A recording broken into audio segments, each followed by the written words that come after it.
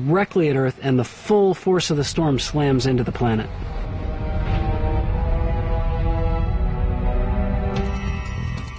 É como mirar um alvo com uma espingarda.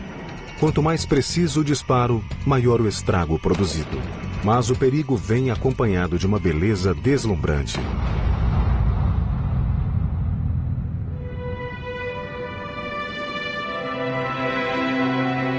As tempestades solares geram sublimes shows de luzes. Os cintilantes véus de cores das auroras polares. As auroras polares são como luzes de neon gigantescas. No caso da luz de neon, a eletricidade introduz partículas magnéticas em um tubo cheio de gás. As partículas do gás se agitam e começam a brilhar. Se o tubo contiver apenas neon, o brilho será vermelho. O acréscimo de outros gases, como o argônio, produz toda uma série de cores. The neon sign is driven by the electric field inside the tube, whereas the aurora is actually driven by the magnetic field and energy from the sun. Quando as partículas de energia de uma tempestade solar deslizam pelo campo magnético da Terra em direção aos polos, ativam elementos na atmosfera, fazendo-os brilhar.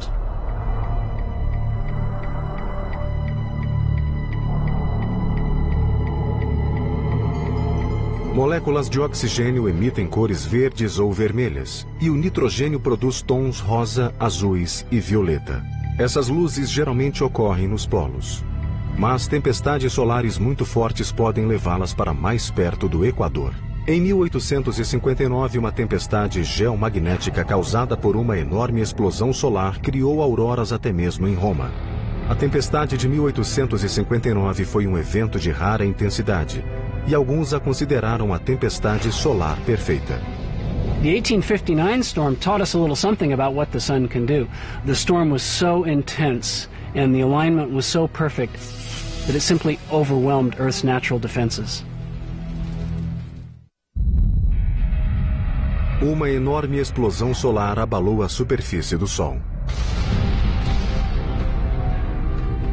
Menos de um dia depois, a 150 milhões de quilômetros de distância, os cabos de transmissão da Terra começaram a faiscar. Os negócios do mundo todo cessaram enquanto incêndios eram causados pelos cabos incandescentes. Ao mesmo tempo, auroras coloridas iluminaram os céus de cidades do mundo todo. A Terra acabara de ser visitada pela tempestade solar perfeita. The sun kicked up this just incredible solar flare and a massive amount of energy headed towards Earth. Além de ser uma das maiores já registradas, essa tempestade também foi uma das mais velozes. Partindo de uma mancha solar voltada diretamente para a Terra, alcançou nosso planeta em menos de 18 horas. Now it takes a really fast rocket ship years to get to the sun. This storm, this cloud of electrified particles, managed to get here in less than a day. That's incredibly fast. Felizmente, a tempestade solar perfeita ocorreu em 1859, quando a única tecnologia vulnerável ao evento era o telégrafo. Desde que o mundo tornou-se dependente da alta tecnologia, ainda não se deu outra tempestade solar perfeita. A pergunta é: pode acontecer de novo? What if we have another one like that? Can we have another perfect storm? Well, I'd say yes, we can. There's no doubt about that. The effects that would be on us today compared to 1859 could be devastating. The effects on Earth and on our communication systems, we don't exactly know. That's the scary part. Nossos sistemas modernos podem ser derrubados como casas de praia durante um furacão. Imagine se perdêssemos os satélites que transmitem ligações de celulares, sinais de televisão e transações bancárias.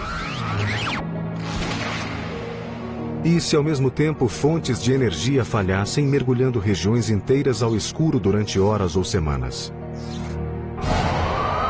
Se esses serviços essenciais não fossem restaurados rapidamente, o caos se instalaria. It would definitely be a ripple effect upon society and every man and woman and child that lives on this earth. As tempestades solares são tão difíceis de prever como os furacões. A atual tecnologia não permite predizer com exatidão quando será a próxima. Mas os cientistas sabem que é provável que ocorra no auge do ciclo de 11 anos das manchas solares. What happens is the sun reverses the direction of its magnetic field every 11 years. So in 22 years it reverses and comes back to where it was. A cada 11 anos, perto da inversão, o número de manchas solares aumenta e a atividade solar se intensifica.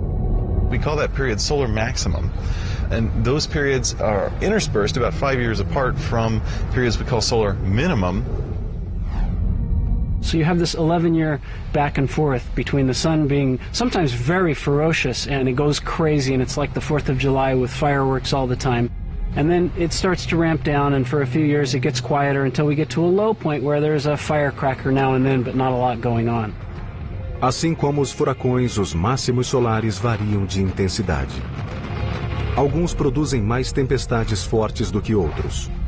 Atualmente estamos em um mínimo solar, mas os cientistas estão atentos para os danos que o próximo máximo solar pode causar. So the last solar maximum was in about 2001, and so the next one ought to be about 2012. But there are different predictions. The whole field of solar physicists is basically waiting with bated breath to see what actually happens. There are some wildly divergent opinions on what's going to happen. One group is suggesting that this next solar cycle could be the strongest in modern times. Se essas previsões se confirmarem, a Terra pode sofrer sérias consequências. We might have to worry about a repeat of the 1859 event. If that were to happen today, it would wreak untold damage. We're going to learn a whole lot about what can happen to modern technology when the sun blows its top. A violência do Sol se manifesta principalmente na coroa, a ardente atmosfera externa. A região é um dos grandes mistérios solares, porque mesmo estando a 800 mil quilômetros do centro gerador de calor, sua temperatura é de milhões de graus, o que contraria as leis da física. That's very strange. I have a thermometer here. If I hold the thermometer close to the fire, it reads a very high reading. Where the probe is right now, it's over 200 degrees. Now, if I pull the probe out a little farther from the fire, okay, it drops down to about 90 degrees. Now, the farther I get from the center, the cooler it gets. In the atmosphere, the corona of the sun, the temperature soars as hot as the core. That's as if I were to say, well, way off behind me there, the heat from the fire is as hot as the fire itself, even though it's very far from the fire. Que força causaria o superaquecimento da coroa? A resposta é surpreendente. A flamejante coroa solar arde a milhões de graus. Durante séculos, os cientistas se perguntaram como podia ser tão quente se estava tão distante do centro do Sol. Depois que os satélites ofereceram uma visão mais nítida da superfície solar, pistas começaram a surgir. Sob a coroa, a superfície do Sol literalmente ferve. The reason is that the entire surface of the sun is covered with convection cells, hot material from the inside of the sun. It rises up through, reaches the surface, cools off by glowing, giving off sunlight, and then sinks back down. Each bubble of material that comes up is about the size of Texas. It spreads out across the surface, cools off, and sinks down in 5 minutes. So that's a tremendously violent process. Well, that's happening in literally almost 1 million places over the entire surface of the sun all the time, around the clock, 24/7. Além de violento, esse processo é extremamente ruidoso. The sun is a tremendously loud place. If you could imagine covering the entire surface of the sun with speakers being driven as hard as the loudest rock concert you've ever been to, that would be comparable to how loud it really is on the surface of the sun. A superfície turbulenta do Sol cria energia sonora bastante para aquecer a coroa a milhões de graus. Segundo os cientistas, a combinação dessas ondas sonoras com a energia do campo magnético do Sol é responsável pelas temperaturas extremas da coroa. O único momento em que vemos a coroa a partir da Terra é no auge de um dos espetáculos mais deslumbrantes do sistema solar, o eclipse total.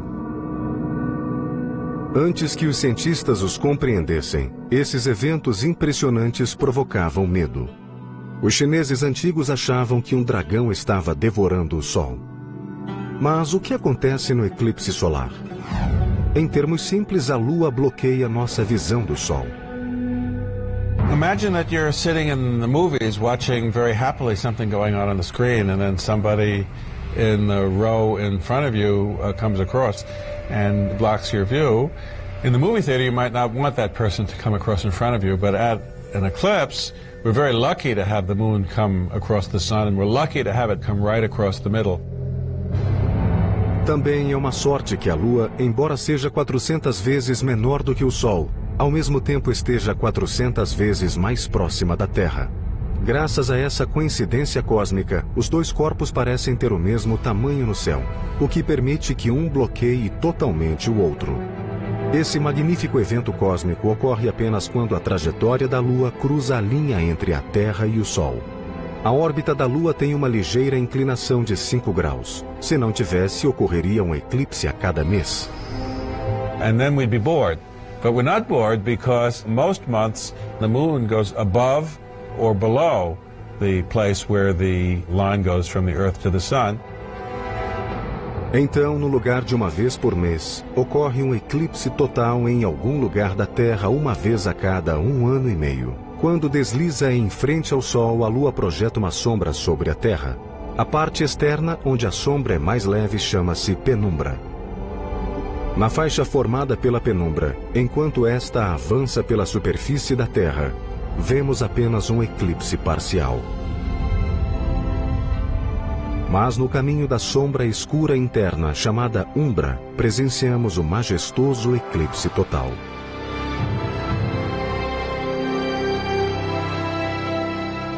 No entanto, se não for possível viajar para uma zona de sombra completa, é preciso esperar no mesmo lugar por um eclipse total, que ocorre apenas uma vez a cada 300 anos.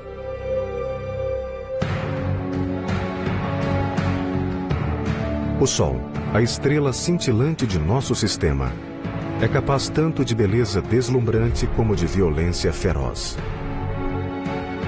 Por mais difícil que seja acreditar, não existirá para sempre. Até o Sol dia morrerá. The sun has a fixed amount of fuel in its core. It is undergoing fusion at a rate that you can calculate. You say, here's the rate it's using its fuel. Here's how much fuel you have. So it's a simple calculation to show when the sun will die. And that's in about 5 billion years. Well, unfortunately, the sun will not go out with a bang. It is too small to erupt in a supernova. However, stars do a peculiar thing. They're one of the few things around that get hotter as they cool off. Ao esgotar seu estoque de hidrogênio, nossa estrela mais próxima vai resfriar e gradualmente submergir com a força da gravidade. A energia dessa queda voltará a aquecer o núcleo a centenas de milhões de graus, um calor suficiente para que comece a queimar hélio. Com o calor adicional do hélio, a estrela se expandirá, tornando-se um monstro chamado gigante vermelho. It gets so big, it will engulf the entire orbits of Mercury, Venus, and Earth. You don't want to be around for that. You want to be planet hopping your way to safety, long before this happens. The Earth is likely to change its orbit slightly as the star expands, so that it won't be engulfed. Still, talk about global warming, you wouldn't want to be there. Finalmente, as camadas externas do Sol se tornarão tão estáveis que se dissolverão no espaço, deixando um pequeno núcleo do tamanho da Terra. So remember, we've shrunk most of the sun, which is 1 million miles across, to the size of the Earth, which is more like 6,000 miles across. A grandiosa estrela será reduzida a um carvão que lentamente se resfria. And life as we know it on Earth will cease to exist. And that is the death of the sun. São péssimas notícias para a humanidade. Mas pensemos no lado positivo. We've got 5 billion years to prepare for this disaster. Por enquanto, a humanidade banha-se na luz do Sol no apogeu de sua força. A ciência descobriu muitos segredos de nossa estrela mais próxima, cuja beleza nos deslumbra na mesma medida em que sua fúria nos assusta.